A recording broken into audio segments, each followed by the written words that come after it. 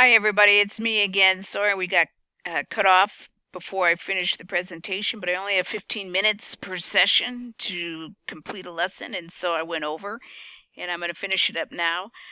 With regard to the government of Georgia, at first only those who founded the colony could participate.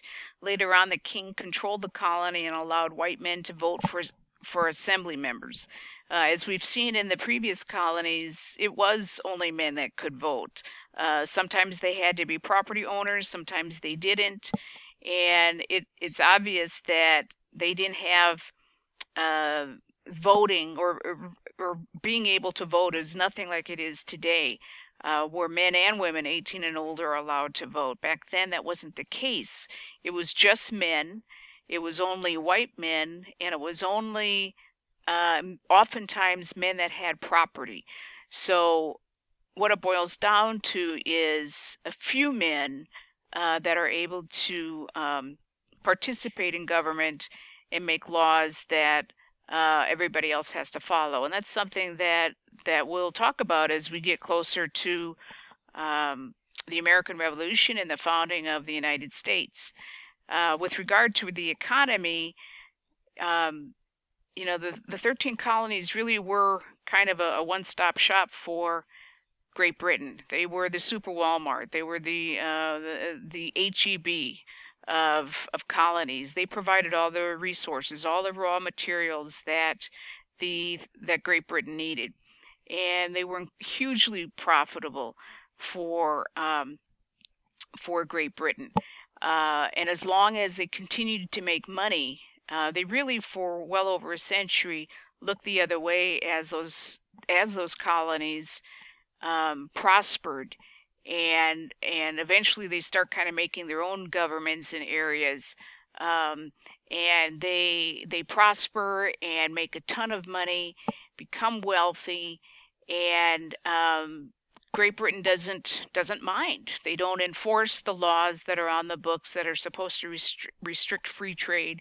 People are allowed to start their own businesses. If their businesses fail, they can start all over again and try again. They're allowed to make money and keep the profit or invest it into their business however they see fit.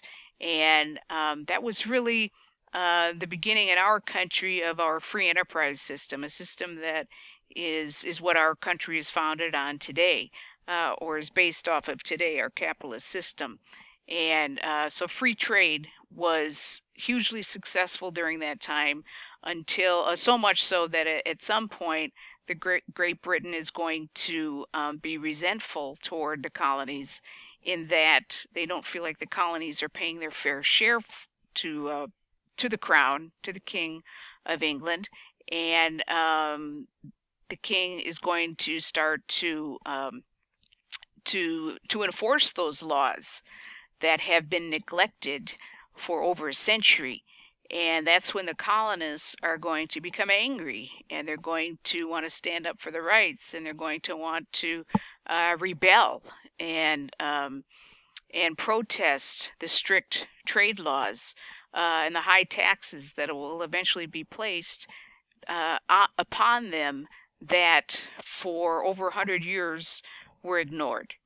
And so the basis of our modern economic system does begin in these early days of the 13 colonies, while they were being completely neglected by Great Britain, and Great Britain's choice, really, to not enforce laws that they had on the books that restricted their free trade.